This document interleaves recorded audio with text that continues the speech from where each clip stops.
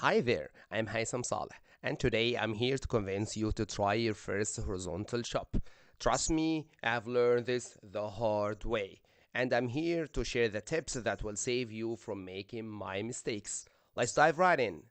Because, like every cataract surgery technique, every single step matters. Each step sets up the next, so you have got to nail them all. Step 1, a generous capsulorhexis. The first step is a nice central capsulorhexis around 5.5 millimeter. It makes the first chop so much easier. I personally prefer using a self-made cystosome through the paracentesis. And why? Because it gives me a better control over every tiny movement of the flap. Plus, cheap, easy to make, and available anywhere. While doing the capsule rexes, I try keeping the flap flat on the capsule at all times. Stability and depth in the anterior chamber are your best friends here. Step 2, hydrodissection. Hydrodissection is absolutely critical. Spend a few extra seconds here to ensure the nucleus is fully mobile. I like to flush small amounts of fluid under the capsule rhexis in multiple quadrants, followed by a gentle tap in the middle. This releases any trapped fluid beneath the nucleus. And don't forget, always test the nucleus mobility before you move on. If it's not free, your job is going to be an uphill battle. Step 3, the horizontal chop. This is where the magic happens. First, embed your phaco tip into the upper central third of the nucleus. Here are the two key points. 1. Embed it deeply. To achieve this, slightly raise your wrist joint to create a more acute angle for attacking the nucleus. Then, use pulses of ultrasound like zzz, zzz, zzz until the non-sleeve part of the probe is fully buried in the nucleus. Congratulations, you have now reached the desired depth. 2. Upper central third. I achieve this by pushing the nucleus slightly laterally with my chopper to expose the upper third of the nucleus and avoid injuring the anterior rim of the capsule. Then I dive toward the true center.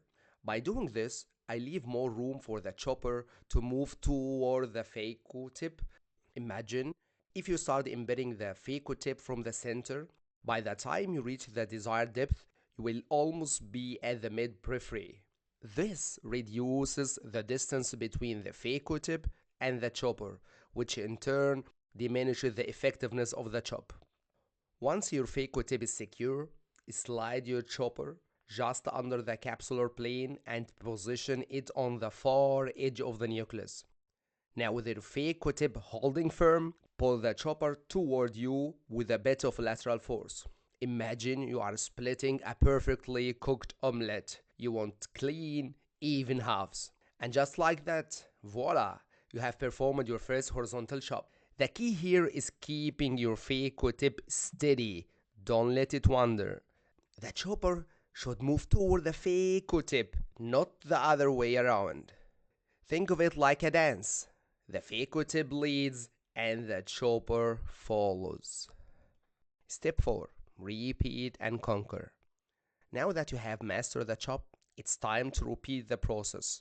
Rotate the nucleus to bring the next section into position, aligning it directly in front of the phaco tip at the center.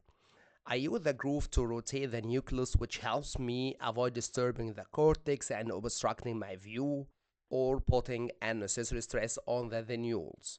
Keep it smooth and elegant. This is surgery, but also art.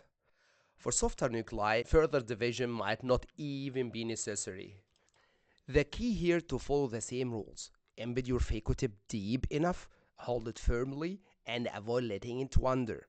Move the chopper toward the phaco tip, ensure the two parts are fully separated, and then rotate the nucleus using the groove you created. Here is a case of a soft nucleus. Easy peasy. Follow the same rules. Embed, chop, rotate, and aspirate. Here was no extra division needed.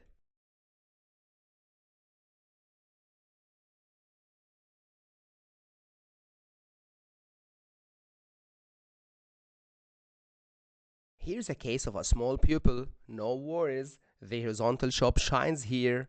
Keep your phaco tip central and let your chopper do the slicing under the anterior capsule. The small pupil might even help keep your phaco tip steady and prevent you from wandering into the periphery. Then follow the same rules: embed, chop, rotate, and aspirate.